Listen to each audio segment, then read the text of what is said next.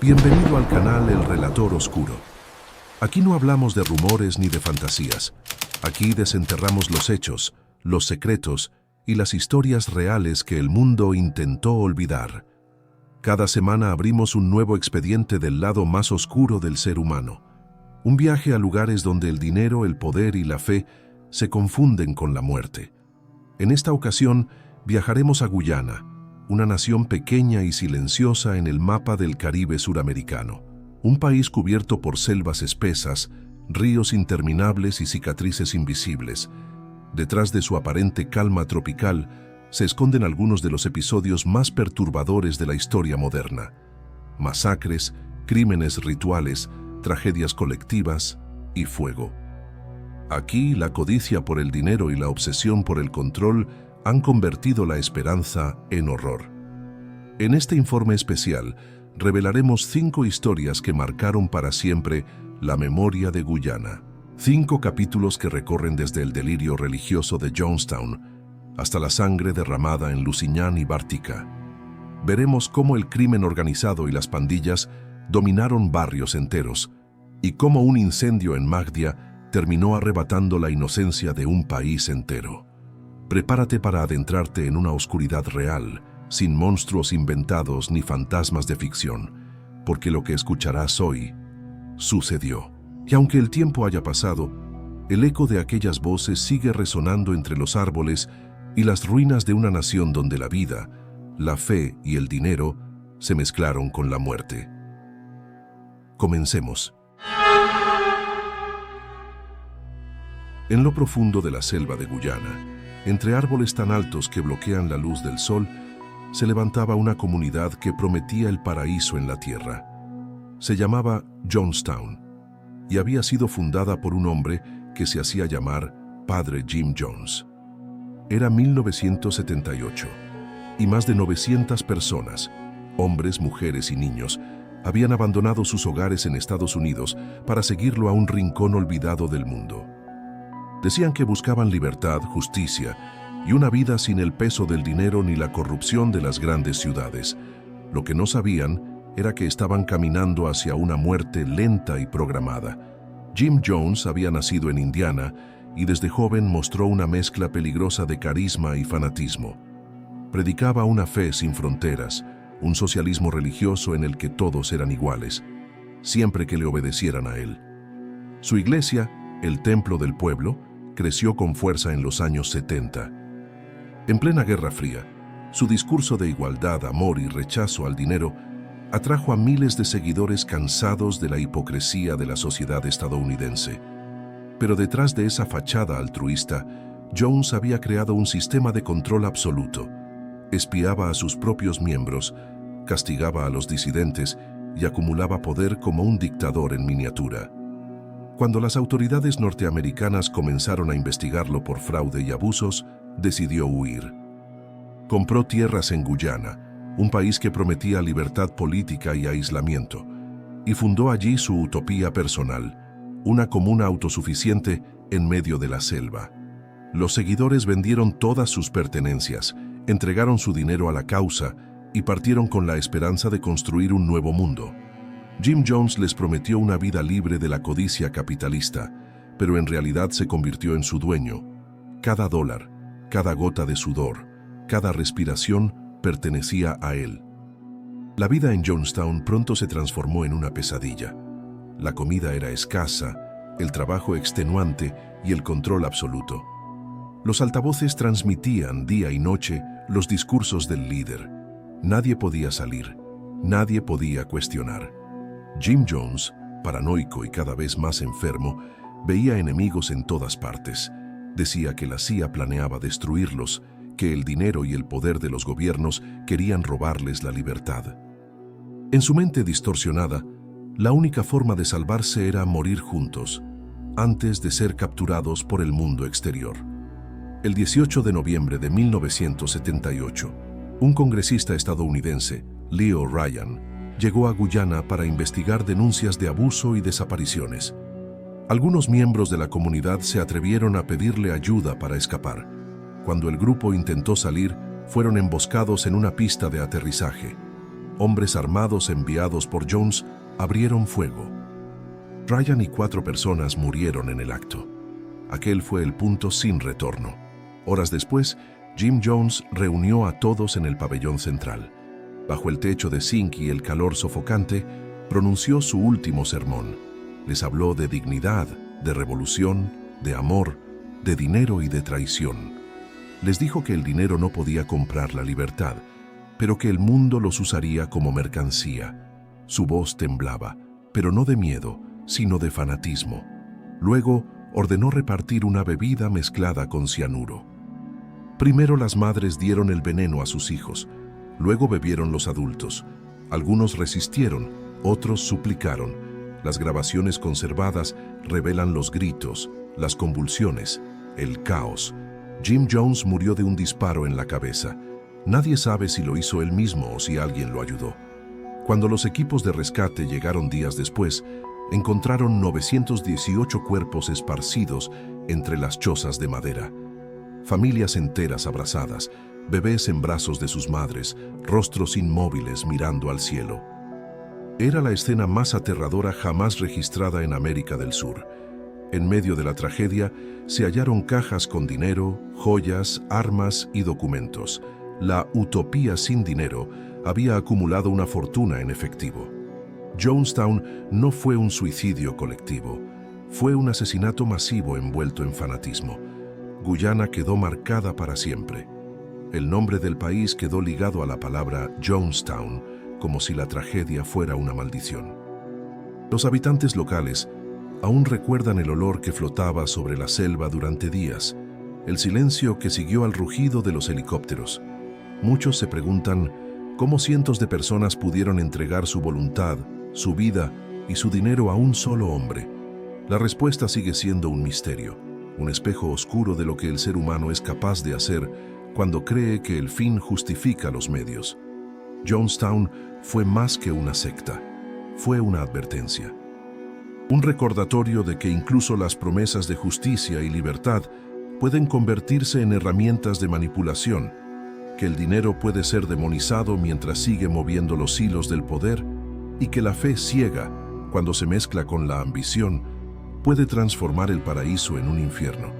Y en el corazón de la selva guyanesa, el eco de aquel último sermón aún parece resonar. Morir no es nada. Lo terrible es vivir sin fe. La aldea de Lusignan, ubicada en la costa este de Guyana, solía ser un lugar tranquilo. Casas humildes de madera, calles de tierra y el sonido constante del mar que golpeaba las orillas. Allí vivían agricultores, pescadores y familias que soñaban con una vida sencilla, sin lujos ni poder, apenas lo suficiente para sobrevivir con dignidad. Pero en la madrugada del 26 de enero de 2008, esa paz fue destrozada por una violencia que Guyana no había conocido en décadas. Lo que comenzó como un ataque de venganza se transformó en una masacre que marcó para siempre a la nación. Eran cerca de las 5 de la mañana, cuando un grupo de hombres armados irrumpió en el pequeño poblado. Se movían con precisión militar. Conocían el terreno y sabían exactamente a quién buscaban. Las primeras balas rompieron el silencio y en cuestión de minutos la oscuridad se llenó de gritos. Las víctimas no eran soldados ni políticos, eran campesinos, mujeres, niños. 11 personas murieron aquella noche, 5 de ellas menores de edad. Los atacantes dispararon sin piedad, arrasando hogares y dejando tras de sí un silencio insoportable. El nombre que pronto se asoció a la matanza fue el de Rondell Feynman Rawlins, un criminal que había pasado de ser un ladrón común a un símbolo del terror en Guyana. Según la policía, Rawlins buscaba venganza por la desaparición de su pareja embarazada y creía que el gobierno tenía algo que ver. Su respuesta fue brutal: atacar a inocentes para enviar un mensaje. En su lógica retorcida, el dolor de los demás valía tanto como el dinero que había perdido en su vida de fugitivo. El crimen se convirtió en un acto de guerra personal contra el Estado. La investigación posterior reveló la magnitud de su organización. Rawlins lideraba un grupo armado bien entrenado, financiado por el tráfico de drogas, el robo de armas y dinero sucio que circulaba entre los barrios pobres y las élites corruptas. Su poder se extendía desde las cárceles hasta las zonas rurales, donde el miedo valía más que cualquier moneda. En Guyana, donde la frontera entre la pobreza y la desesperación es tan delgada como el filo de un machete, el dinero se había convertido en el motor de la violencia. Comprar armas, pagar informantes, silenciar testigos, todo tenía un precio. Los sobrevivientes describieron la escena como una pesadilla. Algunos lograron esconderse bajo las camas o escapar por los patios traseros. Otros vieron morir a sus familiares sin poder hacer nada. Una madre encontró a sus hijos tendidos sobre el suelo, aún abrazados. Las autoridades tardaron horas en llegar. Cuando lo hicieron, los asesinos ya se habían desvanecido entre los cañaverales. Lo único que quedó fue la sangre. Las paredes agujereadas y los cuerpos alineados frente a las casas, cubiertos con mantas improvisadas. El país entero reaccionó con horror. Las imágenes de los ataúdes pequeños recorrieron la prensa mundial. Las iglesias se llenaron de oraciones, pero también de rabia. En las calles la gente pedía justicia, mientras el gobierno prometía una recompensa de varios millones de dólares. Dinero que, irónicamente, nunca pudo devolver las vidas perdidas. La policía lanzó una cacería nacional para capturar a Rawlings y su banda, pero el miedo había calado tan hondo que pocos se atrevían a hablar. En las aldeas, el silencio se convirtió en el único idioma. Meses después, Rondell Rawlings sería abatido por las fuerzas de seguridad durante un enfrentamiento. Su cuerpo fue exhibido como prueba de que el Estado había recuperado el control. Sin embargo, la sensación de victoria fue efímera. La muerte del criminal no borró la huella del terror. En Lusignan, los niños crecieron con pesadillas y los adultos aprendieron a mirar con desconfianza cada sombra. Aquel ataque había demostrado algo más profundo, que el dinero y la violencia pueden moldear un país tanto como la política o la religión. Los analistas internacionales señalaron que la masacre no fue un hecho aislado, sino un síntoma. Guyana, empobrecida y fragmentada por décadas de desigualdad, se había convertido en un terreno fértil para el crimen. Las pandillas ofrecían dinero y protección a cambio de lealtad. En un sistema donde la justicia se compra y la pobreza obliga a elegir entre morir o matar, la tragedia de Lusignan fue el reflejo de una sociedad al límite. Años después, los nombres de las víctimas se repiten en cada aniversario. No hay monumentos grandiosos, solo una pequeña placa de metal oxidado frente a la carretera principal. Pero para los habitantes del lugar, la memoria pesa más que cualquier fortuna. Ellos saben que el dinero puede comprar armas, pero nunca la paz. Que los poderosos pueden pagar silencio, pero no borrar el eco de los disparos que aún parecen resonar entre las casas de madera. La masacre de Lusignan no fue solo una página sangrienta en la historia de Guyana. Fue una advertencia sobre lo que ocurre cuando la justicia se debilita, cuando el dinero se convierte en un dios y la vida humana pierde su valor. En la madrugada de aquel enero, 11 personas inocentes murieron por una venganza que no les pertenecía. Y desde entonces, cada amanecer en Lusignan parece recordarles a todos que la tranquilidad puede desaparecer en un segundo, y que incluso en el silencio, la muerte sigue hablando. La ciudad de Bartica, conocida como la Puerta del Interior, se levanta a orillas del río Esequibo, en medio de una región de selva, minas y promesas de riqueza. Desde hace más de un siglo, el oro ha sido su corazón y su condena. Donde hay oro, hay dinero, y donde hay dinero siempre hay sangre. En febrero de 2008, apenas 3 semanas después de la masacre de Lusignan, la historia se repitió. Pero esta vez, el escenario no fue una aldea campesina, sino un próspero pueblo minero donde el dinero circulaba tan rápido como las balas. Era la noche del 17 de febrero de 2008. Bartica respiraba su habitual mezcla de fiesta y cansancio. Los mineros regresaban de los campos, los bares estaban llenos, y el sonido de los generadores eléctricos se mezclaba con la música. A las 10:45, 3 botes motores llegaron por el río. En ellos viajaban más de una docena de hombres armados con fusiles automáticos. Se movían con precisión, como si hubieran entrenado para aquello. En menos de 2 minutos, el infierno comenzó. Los atacantes abrieron fuego contra el destacamento policial. 3 agentes murieron en el acto. Luego se dirigieron al puerto, al banco y a las calles principales. Disparaban contra cualquiera que se moviera. 12 personas fueron asesinadas esa noche.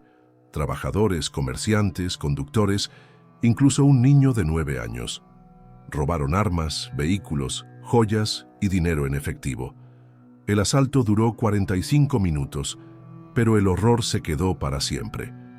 Las investigaciones posteriores señalaron a un viejo conocido, Rondell Feynman Rawlins, el mismo autor intelectual de la masacre de Lusignan.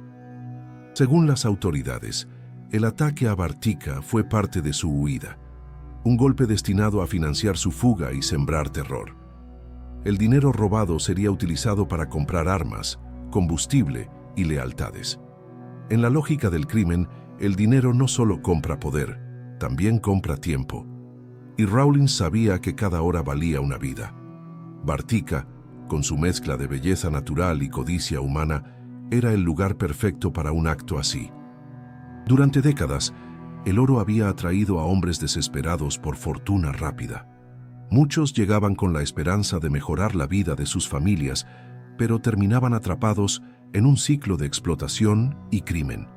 Los bares, los prostíbulos y los puestos de apuestas florecían con el dinero de la minería ilegal. Y mientras los poderosos se enriquecían, los pobres morían en las orillas del río. Aquella noche, el dinero se tiñó de rojo y el oro perdió su brillo para siempre. Los testigos contaron que los atacantes gritaban órdenes, reían y disparaban sin piedad. Algunos de ellos vestían uniformes policiales, lo que aumentó la confusión. Cuando los disparos cesaron, Bartica estaba cubierta de cuerpos y humo. Los negocios ardían, los vidrios rotos cubrían las calles y los perros vagaban entre los restos. El olor a pólvora y sangre impregnó el aire durante días. La gente se encerró en sus casas, temiendo que los asesinos regresaran. Las autoridades impusieron toque de queda, pero el miedo ya había hecho su trabajo. El gobierno guyanés anunció una recompensa millonaria para quien ofreciera información. Dinero una vez más, como si la vida pudiera medirse en cifras. En las semanas siguientes, la policía rastreó los movimientos de la banda por todo el país. Varios sospechosos fueron abatidos en enfrentamientos y otros detenidos. En los interrogatorios se reveló la conexión entre el crimen y las redes de contrabando que operaban entre Guyana, Surinam y Brasil. El oro extraído ilegalmente servía para lavar dinero, comprar armas y financiar la violencia que asolaba las comunidades mineras. Bartica nunca volvió a ser la misma. En los años posteriores la ciudad se reconstruyó, pero las cicatrices permanecieron. Muchos habitantes se marcharon, buscando seguridad en otras regiones. Los que se quedaron aprendieron a vivir con la memoria del miedo. Cada vez que una lancha llega por el río, algunos aún sienten el mismo escalofrío que en aquella noche maldita. Los padres cuentan a sus hijos lo que ocurrió, no como una historia de terror, sino como una advertencia. El dinero puede comprar oro, pero nunca paz. La prensa internacional describió el ataque como un acto de terrorismo doméstico. Pero para los guyaneses comunes fue algo más profundo. El reflejo de un país donde el Estado había perdido el control, donde el dinero dictaba la moral y donde la vida humana era apenas una moneda más. En las sombras de la selva, los rumores sobre los cómplices de Rawlins persistieron. Algunos decían que altos funcionarios se beneficiaban del contrabando, que el oro de Bartica viajaba oculto en barcos, transformado en dinero sucio en bancos extranjeros. Esa mezcla de verdad y corrupción creó una herida moral que sigue abierta. La masacre de Bartica no fue solo un crimen, fue un espejo en el que Guyana vio su propio rostro, un país dividido por la ambición, donde el dinero que prometía prosperidad terminó financiando su propia destrucción. Años después, Los ríos siguen arrastrando sedimentos de oro, pero los habitantes saben que bajo esas aguas también fluyen recuerdos. Porque el oro de Vartika, una vez símbolo de esperanza, quedó marcado por el precio más alto, el de la sangre.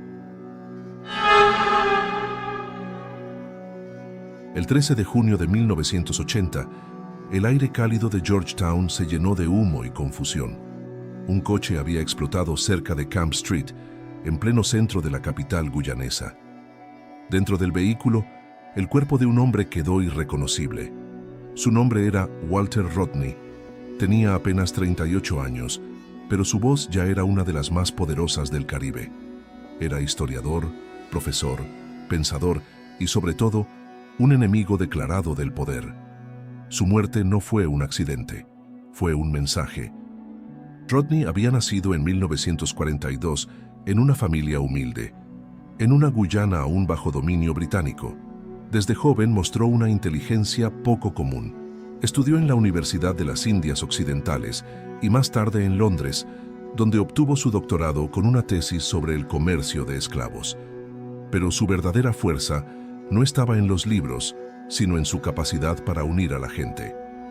En los años 60 y 70, mientras gran parte del Caribe luchaba por definir su identidad postcolonial, Rodney se convirtió en una voz incómoda.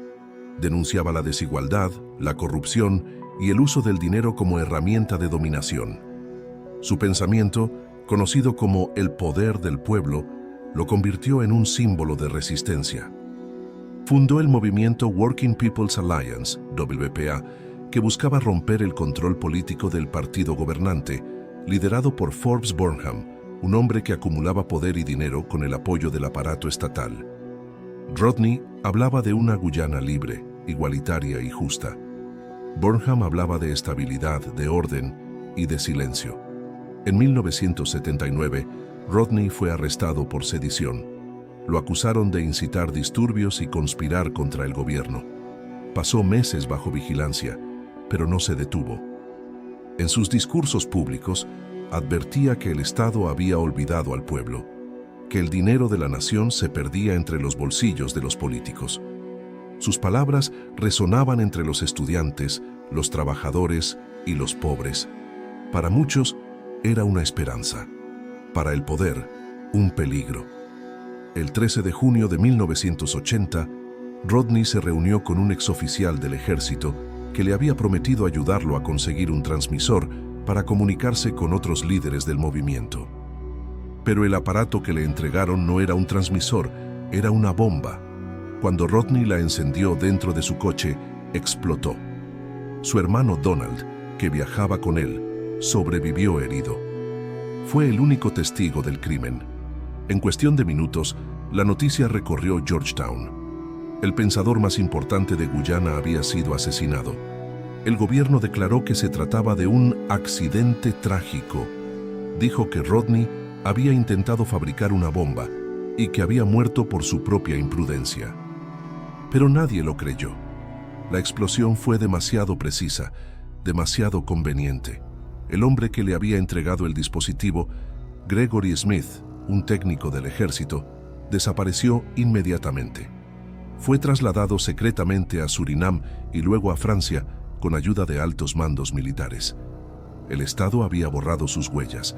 Durante años, la familia de Rodney y el movimiento WPA exigieron justicia, pero los tribunales, controlados por el poder, cerraron el caso. Guyana vivía bajo un régimen donde el miedo era ley. Los periódicos evitaban mencionar su nombre y los profesores que lo citaban eran despedidos. Su muerte se convirtió en un tabú. En las calles, sin embargo, el pueblo seguía murmurando su historia. Los muros de Georgetown amanecían con grafitis que decían «Walter vive». Décadas más tarde, una comisión internacional revisó el caso. Los informes confirmaron lo que todos sabían. El asesinato de Walter Rodney fue ordenado por el Estado. El gobierno de Burnham había visto en él una amenaza. Sus palabras, su popularidad y su rechazo al uso del dinero como instrumento de poder eran demasiado peligrosos. El Estado eligió silenciarlo con dinamita. Rodney murió, pero su pensamiento sobrevivió. En sus libros escribió que el poder no se mide por el dinero que se acumula, sino por la conciencia que se despierta. Hoy, esa frase se lee en universidades de todo el Caribe. En Georgetown, un monumento con su rostro recuerda la promesa de una Guyana que pudo ser diferente. Su historia es un recordatorio de que el dinero puede comprar armas, pero no ideas, que los gobiernos pueden matar a un hombre, pero no a su voz. El asesinato de Walter Rodney marcó un antes y un después en la historia de Guyana. Fue el momento en que el país descubrió que el poder político podía volverse más peligroso que cualquier criminal. Y aunque los responsables nunca pagaron, su crimen dejó al descubierto el verdadero rostro del sistema, uno donde la corrupción, el dinero y el miedo se mezclan para mantener el silencio. En cada aniversario, cientos de personas dejan flores frente a su tumba. Algunos leen en voz alta sus palabras, otros guardan silencio, pero todos saben que su muerte no fue en vano. Porque en Guyana, el eco de Walter Rodney sigue vivo, recordando que incluso en los lugares más oscuros, la verdad puede resistir, y que hay cosas que ni todo el dinero del mundo puede enterrar. Magdía es una pequeña ciudad minera situada en el corazón de Guyana, rodeada por selva densa y caminos de tierra. Allí, la pobreza y la esperanza conviven en equilibrio frágil. Las familias viven del oro, del trabajo duro y del dinero que llega en sobres arrugados desde las minas. Pero el 21 de mayo de 2023, Magdía se despertó envuelta en humo y el aire se llenó de un olor que nadie podrá olvidar jamás. Lo que ocurrió aquella noche no fue un accidente, fue una tragedia que reveló la fragilidad del país, su desigualdad y su abandono. El fuego comenzó poco antes de la medianoche en el dormitorio femenino de una escuela secundaria que albergaba a más de 60 adolescentes. Las llamas se propagaron con una rapidez aterradora. Las ventanas estaban cerradas con rejas de hierro, las puertas bloqueadas con candados para proteger a las niñas. No había extintores, no había alarmas, y los bomberos tardaron más de una hora en llegar. Cuando por fin el fuego fue controlado, 20 personas habían muerto, la mayoría niñas entre 12 y 16 años. La escena era insoportable. Cuerpos carbonizados alineados en el suelo, padres desesperados buscando entre las cenizas, silencio absoluto donde antes había risas.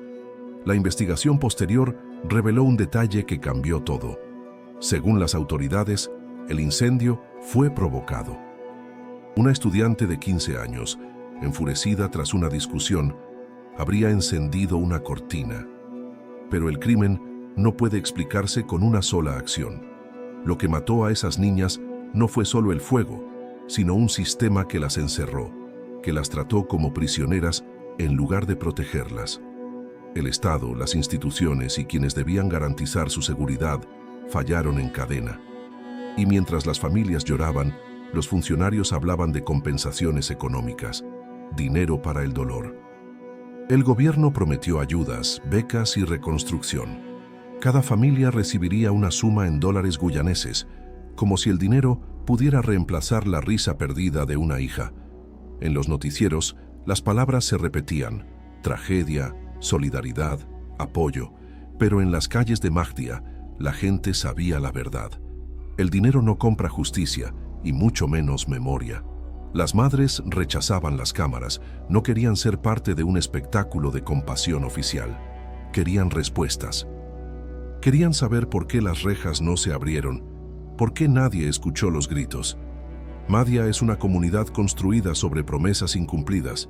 Las minas cercanas producen oro para el mundo, pero sus habitantes viven sin agua potable, sin hospitales adecuados y con escuelas que se caen a pedazos. Cada lingote que sale del suelo es dinero para otros, nunca para ellos.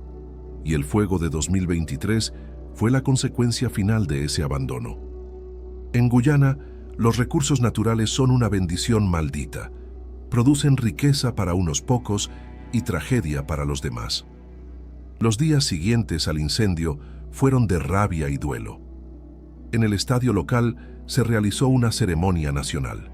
Cientos de personas vestidas de negro llenaron las gradas mientras los ataúdes blancos, alineados en el centro, parecían una fila de pequeñas casas vacías. El presidente habló de unión, los ministros prometieron cambios y las cámaras capturaron lágrimas oficiales. Pero cuando las luces se apagaron, Mahdia volvió a quedar sola, envuelta en el mismo silencio de siempre. Los informes quedaron archivados, los funcionarios siguieron sus carreras y las familias continuaron contando los días desde aquel 21 de mayo. Algunos psicólogos enviados por el gobierno recogieron testimonios de las sobrevivientes. Contaron que durante meses habían vivido bajo amenazas, castigos y humillaciones, que las castigaban quitándoles la comida o cerrando las puertas, que el miedo era parte del día a día. Ninguna autoridad escuchó sus advertencias. Ningún dinero podrá borrar ese trauma. El incendio no solo destruyó un edificio, destruyó la confianza de un pueblo en sus propias instituciones. Hoy, Mahdia sigue en pie. En el lugar donde se levantaba el dormitorio, hay un terreno vacío, cercado con cintas de plástico y flores marchitas. Algunos dicen que por las noches aún se escuchan voces, susurros de niñas que piden salir. Otros prefieren no hablar. En cada aniversario, los nombres de las víctimas se leen en voz alta y las campanas suenan 20 veces, una por cada vida apagada. El caso de Mahdia es el retrato más cruel de una Guyana que arde por dentro, un país donde la juventud muere encerrada, donde la pobreza se castiga y donde el dinero se usa para comprar silencio. Es también un recordatorio de que el horror no siempre llega con fusiles o sectas. A veces llega en forma de fuego, en la oscuridad de una noche cualquiera, encendido por la indiferencia. Y mientras las familias siguen buscando justicia, el humo de Mahdia sigue flotando en el aire, invisible pero eterno, porque algunas tragedias no se apagan nunca. 5 historias, 5 heridas abiertas en una misma tierra. Guyana, un país que muchos apenas pueden ubicar en el mapa, guarda en su silencio algunas de las páginas más oscuras del continente, desde los rezos fanáticos de Jonestown hasta los disparos en Lusignan y Bartica, desde las sombras del crimen organizado hasta las llamas que devoraron a las niñas de Mahdia. Cada tragedia diferente, pero unidas por un mismo hilo, la fragilidad humana frente al poder, la fe, el miedo y el dinero. Porque en cada una de esas historias, el dinero fue testigo y culpable. En Jonestown, el dinero disfrazado de fe. En Lusignan, el dinero de la venganza y el tráfico. En Bartica, el oro que se transformó en sangre. En los barrios de Georgetown, el dinero sucio que compra silencio y autoridad. Y en Mahdia, el dinero ofrecido como consuelo inútil ante la pérdida de la inocencia. El dinero, siempre presente, moviendo las manos invisibles que deciden quién vive, quién muere y quién olvida. Pero incluso el dinero tiene un límite. No puede comprar el perdón, no puede borrar el eco de los gritos ni el olor del fuego. No puede reconstruir la confianza destruida por décadas de impunidad. La gente de Guyana sigue caminando sobre la tierra donde ocurrieron estos horrores, intentando seguir adelante, pero el pasado se niega a desaparecer. Las voces siguen ahí, en los árboles, en los ríos, en las paredes de las casas reconstruidas. La memoria de los muertos no se compra ni se vende. Guyana no es solo un lugar en el mapa, es un espejo en el que se refleja la condición humana. Un país pequeño con historias gigantes, donde el dolor se mide en silencio y la esperanza se paga demasiado cara. Tal vez ese sea su verdadero destino. Recordar al mundo que el mal no siempre necesita grandes ejércitos ni tiranos visibles. A veces basta con el descuido, con la ambición, con el dinero. Y mientras el mundo sigue girando y otras noticias ocupan los titulares, la oscuridad de Guyana permanece, esperando a ser escuchada. Porque donde hay silencio, siempre hay algo que alguien intenta ocultar. Y nuestra tarea es contarlo. Yo soy el relator oscuro, y esto fue Los crímenes más violentos de la historia de Guyana. Hasta la próxima oscuridad.